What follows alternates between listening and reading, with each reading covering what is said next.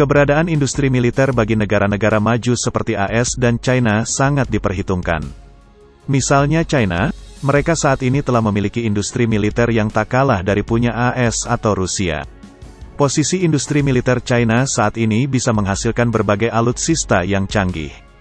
G20 China jadi salah satu hasil karya industri militer Tiongkok. China menjadi negara Asia pertama yang berhasil mengembangkan jet tempur generasi kelima secara lokal.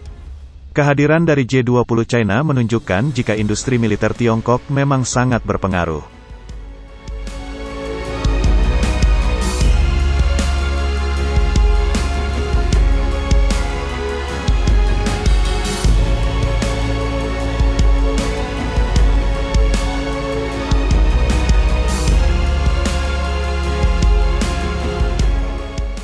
Tak heran banyak alutsista canggih yang kini berhasil dikembangkan industri militer China. Dengan memiliki industri militer yang canggih akan mengurangi ketergantungan pada impor alutsista. Di banyak negara berkembang, impor alutsista masih menjadi jalan terbaik untuk meningkatkan kemampuan tempur.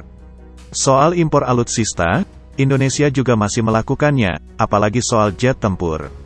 Karena industri militer Indonesia masih belum mampu untuk mengembangkan jet tempur sendiri.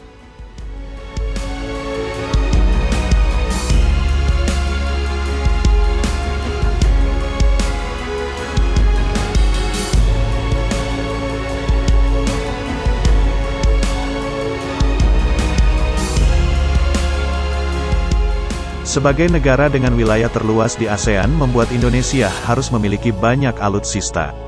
Memiliki alutsista canggih dan banyak tentunya akan memaksimalkan penjagaan kedaulatan negara. Indonesia tak hanya menggantungkan alutsista miliknya hanya dari satu negara saja. Kekuatan militer Indonesia juga berada di garis depan di Asia Tenggara, karena kebijakan non-blok Indonesia.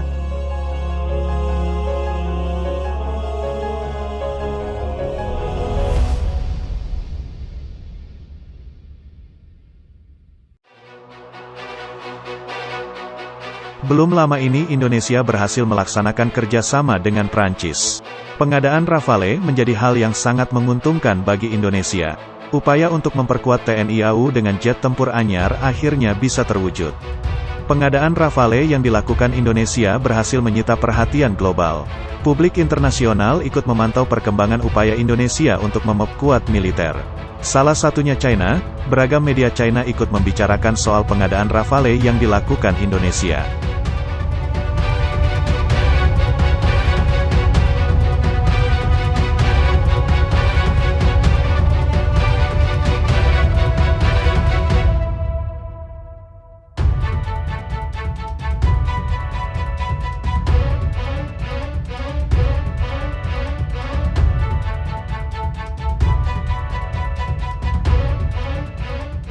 Apalagi Indonesia juga telah mendapat kabar baik dari AS soal F-15X.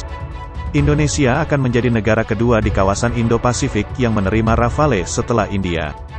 Dengan 42 unit Rafale tentunya TNI AU akan semakin gagah perkasa. Perlu diingat Indonesia baru mengaktifkan kontrak untuk 6 unit Rafale.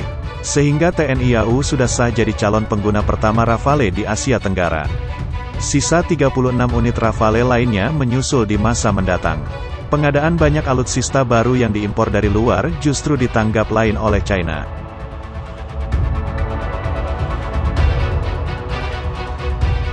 China menyebutkan bila Indonesia cuma bisa impor alutsista canggih. Itu karena industri militer Indonesia masih belum memadai. Soal penguasaan teknologi, Indonesia dianggap masih lemah. Tak ayal membuat Indonesia perlu menyiapkan banyak dana untuk bisa memiliki banyak alutsista canggih. Duit yang dibutuhkan Indonesia menurut China itu sangat besar.